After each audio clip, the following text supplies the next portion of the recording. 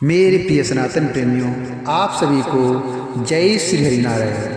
और आज की वीडियो में हम बात करेंगे तुलसी विवाह के बारे में कि तुलसी विवाह किस तारीख को है और उसकी शुभ मुहूर्त क्या है, भोग क्या है, पूजा विधि क्या है और महत्व क्या है। इसी के बारे में आज हम इस वीडियो में चर्चा करेंगे। तो कृपया आप बने रहिए इस वीडियो में अंत तक, ताकि कोई भी महत्वपूर्ण जानकारी मिस ना हो जाए।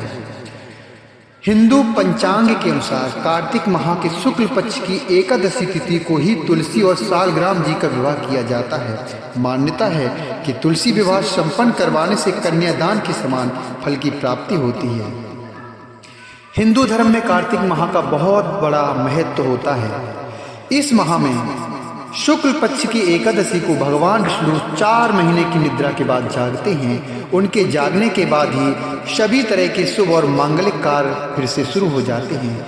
इसके साथ ही हिंदू पंचांग के अनुसार कार्तिक माह के शुक्ल पक्ष की एकादशी तिथि को ही तुलसी और सालग्राम जी का विवाह किया जाता है। मान्यता है कि तुलसी विवाह संपन्न करवाने से कन्यादान के समान ही फल की प्राप्ति होती है और मोक्ष के द्वार खुल जाते हैं। साथ ही तुलसी जी और सालग्राम जी की कृपा से विवाह में आने वाली सारी बाधाएं भी दूर हो जाती हैं। शादीशुदा जीवन में भी खुशियां बनी रहती हैं, अर्थात शादीशुदा जीवन में भी खुशियां बनी ही रहती हैं। आइए अब हम जानते हैं कि इस साल तुलसी विवाह कब है, किस तारीख को है, शुभ मुहूर्त क्या है। तो आइए हम आपको बता देते हैं कि इस साल तुलसी विवाह 24 नवंबर कार्तिक माह की शुक्ल पक्ष की द्वादशी को होगा और इसी दिन भगवान सालग्राम और माता तुलसी का विवाह किया जाएगा। अब आइए जान लेते हैं शुभ मुहूर्त के बारे में। ज्योतिषाचार्यों के अनुसार 23 नवंबर को देव उठनी एकादशी है। इस दिन जगत के पालनहार भगवान विष्णु योग निद्रा से जागृत होते हैं। हालांकि एकादशी तिथि 23 नवंबर को रात 9:01 तक है। इसके बाद द्वादशी तिथि है। इस वर्ष द्वादशी तिथि 23 नवंबर को संध्या काल 9:01 से शुरू होगी और अगले दिन यानी कि 24 नवंबर को संध्या काल 7:06 तक है। सनातन धर्म में उदया तिथि का तिथिमान है। सनातन धर्म में उदया तिथि का बड़ा मान है, अतः 24 नवंबर को तुलसी विवाह मनाया जाएगा। आइए अब हम जानते हैं कि माँ तुलसी को भोग क्या है। तो तुलसी विवाह के दिन प्रसाद में इस मौसम में आने वाले फल, गन्ना और मिठाई चढ़ाई जाती है। आप माता तुलसी को गन्ने से बनी खीर का भोग लगा सकते हैं और गन्ने को तुलसी विवाह में बेहद शुभ माना जाता है। आइए अब हम जान लेते हैं तुलसी विवाह की पूजा विधि के बारे में। तो तुलसी विवाह के लिए सबसे पहले लकड़ी की साफ चौकी लें और फिर उस पर एक अच्छा साफ सुथरा आसन बिछाएं। गमले को गेरू से रंग दें और चौकी के ऊपर तुलसी जी को स्थापित करें। दूसरी चौकी पर भी आसन बिछाएं और उस पर सालग्राम जी को स्थापित करें।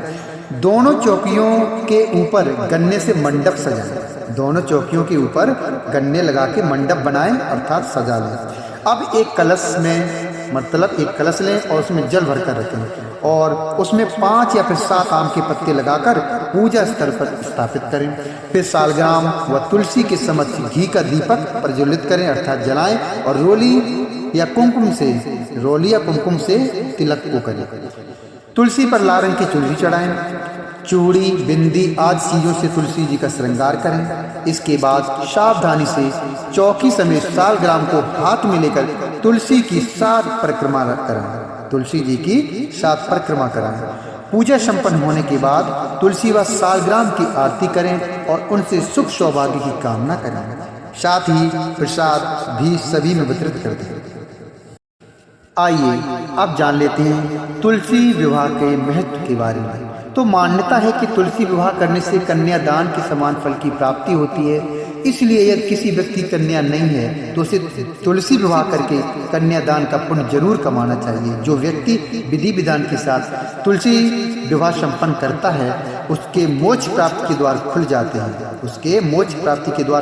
हैं। साथ ही तुलसी और भगवान सालग्राम का विधिवत पूजन करने से मनोकामनाएं पूर्ण होती हैं। अब हम आपको बताते हैं तुलसी विवाह के समय जो सामग्री होती है वहाँ पर क्या क्या जरूरत पड़ती है। जो सामग्री है तुलसी विवाह में कौन कौन सी सामग्री हमें चाहिए, तो मैं आपको बता देता हूँ। जो सामग्री है वो पूजा में मूली, शकरकंद, सिंघाड़ा, आंवला, बेर, मूली, सीताफल, अमरूद और अन्य ऋतु फल चढ़ाए जाते हैं। तुलसी विवाह में कुछ बातें ऐसी भी होती जिसका ध्यान रखना अति आवश्यक होता है। जैसे हर सुहागन स्त्री को तुलसी विवाह जरूर करना चाहिए। ऐसा करने से अखंड सौभाग्य और सुख समृद्धि का प्राप्ति होती है, अर्थात सुख समृद्धि की प्राप्ति होती है। पूजा के समय माँ तुलसी को सुहाग का सामान और लाल चुनरी जरूर चढ़ाएं। गमले में सालग्राम को साथ रखें और तिल चढ़ाएं। तुलसी और सालग्राम को दूध में भीगी हल्दी का तिलक जरूर लगाएं। पूजा के बाद किसी भी चीज के साथ 11 बार तुलसी जी की परिक्रमा करें। मिठाई और प्रसाद का भोग लगाएं। मुख्य आहार के साथ ग्रहण और उसको वितरण करें। आशा करता हूं कि यह वीडियो आप सबको पसंद जरूर आया होगा। अगर वीडियो पसंद आया है तो कृपया वीडियो को लाइक करें, चैनल को सब्सक्राइब करें और कुछ बोलना हो तो कमेंट बॉक्स में लिखें। जय श्री हरिनारायण, जय तुलसी मैया की।